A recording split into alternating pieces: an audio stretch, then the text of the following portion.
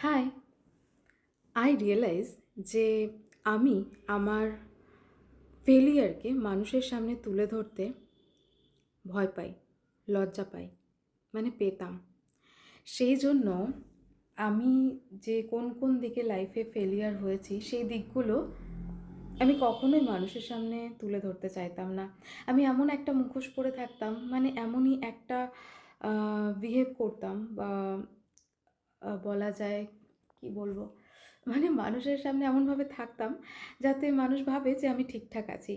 মানে হয়তো আমার প্রফেশনাল লাইফ, পার্সোনাল লাইফ সব কিছুই মোটামুটি সাকসেস। এটা আমার মনে হয় অনেকেই আছে আমার মতো, যারা ব্যর্থতাকে মানুষের সামনে তুলে ধরতে পারে না, যেটা আমি পারতাম না। আজকে আমি এতদিন পর সাহস অর্জন করেছি, তো আমার মনে হয় এবার থেকে আমি পারবো আমার সত্যিটা সামনে তুলে ধরতে। আমার মনে হলো যে এই প্রবলেমটা আমার একার না, আরও অনেকের আছে, তো আমার তুলে ধরা দরকার। তো হাই, আগে আমি নিজের পরিচয় দিই। আমার নাম দীপা। আমার এজ 39। আর আমি মা বাবার কাছে থাকি, মানে বাবা নেই, মায়ের সাথে থাকি।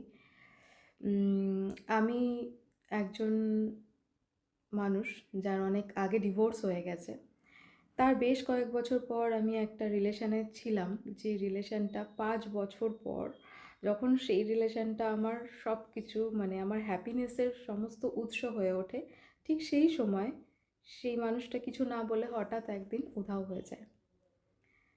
এবং বুঝতেই পারছো যে একবার ডিভোর্স হয়ে যাওয়া, এবং বুঝতেই পারছো যে ডিভোর্স হয়ে যাওয়া, তারপর আবার নতুন করে